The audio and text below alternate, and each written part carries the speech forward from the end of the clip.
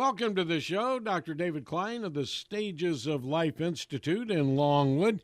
Wonderful campus. Great place to go, not only for your medical care, your nutraceuticals, and so much more. Doctor, today we wanted to talk about triglycerides and berberine. You betcha. Okay, well, it works a little bit something like this. You go into your doctor's office. They tell you that your cholesterol's a little bit too high, but your triglycerides, they're a big problem for you. So what are we going to do? Well, guess what? We're going to start you on a statin, which may or may not lower the cholesterol a little bit, if that's actually important at all, but it may or may not touch your triglycerides one bit. Oh. But here's the real secret. The real issue is the triglyceridemia. In other words, when you see an elevation in triglycerides, your life is at risk. There's something going on. What could that something be? Who knows? I'll give you some ideas. Maybe you can pass these on to your family doctor because they really ought to check this out. But the triglycerides go up for a reason, and it's very, very important for your doctor to figure out what that reason might be. More times than not, elevations in triglyceride are not due to the fact that, gee, I've had it my whole life. Bad answer. The second one, well, gee, it runs in my family. Bad answer. Why do you suspect that your triglycerides might be elevated? Okay, more times than not, okay, 65, 70% of the time in my experience, is it has to do with an elevation in serum insulin. Now, this is not something that the doctors typically check, and that's really a shame because an insulin level is every bit as easy to check as your blood sugar. It's every bit as easy to check as your hemoglobin A1C. It's every bit as easy to check as your PSA. But guess what? Okay, they don't do it. Why not? Well, probably for the same reason I wasn't trained to do it either, because it involves a little bit of thought outside that proverbial box. Well, here's the issue. Okay, if you should become insulin resistant, which is to say that your body needs more and more insulin to have the same blood sugar, well, guess what? You're going to find yourself putting on a lot of weight, can't figure out why. They're going to look at your thyroid. It may or may not be a problem for you. But what happens is weight goes up because the insulin goes up, but the side effect, I mean, other than the fact that 30 or 40 pounds doesn't make you look so good in a bathing suit, other than 30 or 40 pounds makes you look a lot older, maybe that 30 or 40 pounds puts your heart at risk, but what it really does, that elevation in insulin, jacks your liver around. Okay, it's the liver here that is at issue, and the triglyceride levels go up because the liver is proverbially crying. What's happening is you're doing damage to the liver with the insulin. Triglycerides go up, liver enzymes eventually go up. Guess what? They start looking you over for hepatitis that they can't find, when in fact the problem is looking right smack in front, and that's insulin. So what do? Do we treat the triglycerides or do we treat the patient? Well, my preference is to treat the patient, but unfortunately there's only so many of me to go around and many more of you. So what we typically do is do this by remote control. There's a compound, there's an herb, there's an agent, there's a supplement called berberine. Now, you'll hear me speak about this from time to time. This is going to be one of those times where I'm going to focus on this. Berberine is marvelous. It's a very, very interesting herb, and we're going to get into the details in a second. But what this stuff does is it sensitizes the cells to insulin by way of a protein called AMPK.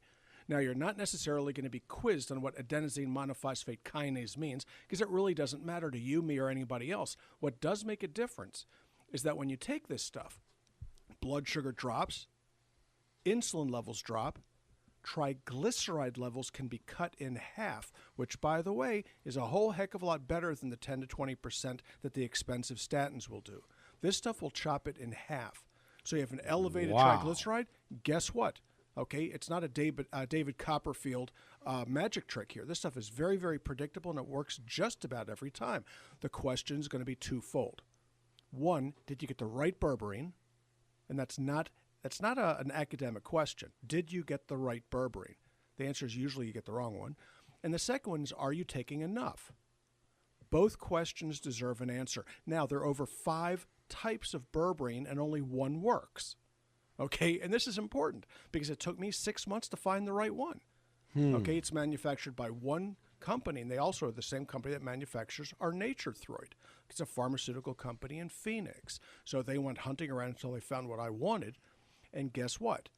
That particular berberine knocks weight down, knocks blood sugar down, knocks insulin down, and oddly enough, knocks down triglycerides. Is it expensive? The answer is no. It's not expensive. It costs less than half of what the copay is for Crestor.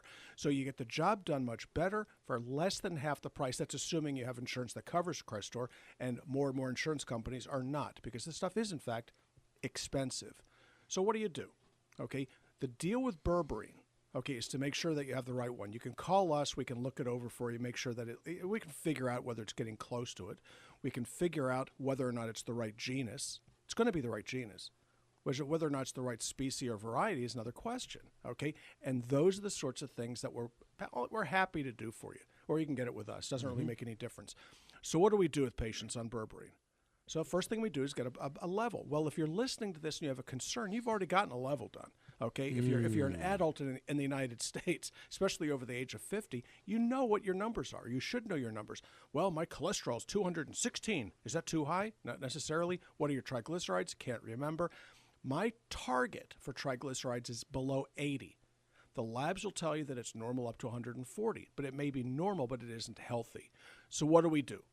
We start people off on a 500 milligram capsule once a day or twice a day. I prefer to get over this thing very quickly, so I tell people to suck it up, start on 2.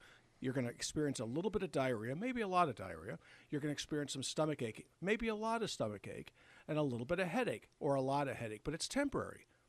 As the blood sugar is chased downward, the insulin level chases downward, the gut goes into spasm. It does not know what to make of this mess, and then pretty well, you're finding yourself going to the bathroom far more frequently than you think is appropriate, when in fact this is a good thing. It means that, one, the berberine that you're taking is probably working. The second thing is that the dosage that you hit is probably the one you want, because the way I handle it, okay, is I start people off on 2 a day. 1 in the morning, 1 in the evening. Simple enough. Okay, I tell people just to suck it up. You're going to feel bad for a week or 2, and then after that, you'll do just fine. And then we recheck the triglycerides. If they drop, the insulin level drops, the blood sugar drops, we know we got it. If it does not happen that way, then I go to 4. That means 2 in the morning, 2 in the evening. You know that you're getting the right deal here. Okay, when you start finding yourself looking in the commode and you see loose poop, something let's just say the consistency of applesauce. Now you're going to go, that's terrible. Hey, that's gross. Well, no, I'll tell you, look, I don't care how gross it is. But what I will tell you is that when this happens, you are cleaning out your system like taking a leaf blower to your garage. What this thing does is it blows all the dirt, debris, and junk out of your biliary tract, your liver, your small bowel, and large bowel. This is the cheapest detoxification you're ever going to do. And what's more, you'll lose weight. As soon as you see this occur, you know that you're heading in the right direction. After a while, the second goal is to see your poop turn from a brownish color to a greenish color. When that happens, you really ought to be jumping up and down, taking pictures and putting it on Instagram. Why? Because now all of a sudden your transit time is decreasing. You know you're heading in the right direction, and you deserve a crown of glory when it starts turning a yellowish, like baby poop. Now, this is pretty gross, I got to admit it, but this is very, very important because at the end of the day, this stuff is going to save your life. What other benefits could you possibly get out of having applesauce poop? Well, berberine also cuts your risk of cancer. Okay, and let me repeat that. It reduces your risk of cancer. Now, how does this work? Because elevations in insulin increase your risk of cancer.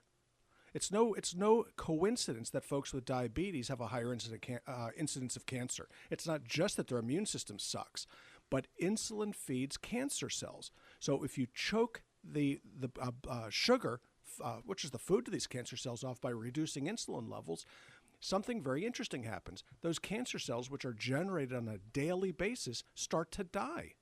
You'll see tumor shrinkage. This stuff is marvelous. Now, if you don't believe it, go on National Library of Medicine, PubMed, PubMed.gov, and do a Boolean search. Look up berberine and cancer prevention, berberine and cancer survival. It's very, very interesting how this stuff works. Nobody has paid for this research. Why? Because you can buy this stuff for $25. Okay, it's cheap. You think the insurance companies care? No. Do you think that the pharmaceutical companies care? No, because nobody else is making a nickel on this. So if you're interested in, 1, losing weight, 2, bringing down your triglycerides without a statin, which is kind of an interesting idea by itself, okay, and increasing your longevity overall, I highly encourage you to look into this. Okay, again, what does it cost? About $25 a month. Wow, and getting off the statins. Well, look at the money you're saving from coming off the statins. Yeah, you know, and the side effects. Sure enough. Well, what are the side effects? Well, gee, my muscles ache all over, so you have to take coenzyme Q10. Oh, so let's figure this out. So you save the copay of the statins or the cash price, and you save the cost of the coenzyme Q10. Okay, so what's the net price of this stuff? Pretty close to zero or a negative, which is another way of saying you've got to have your head examined not to be taking this medication.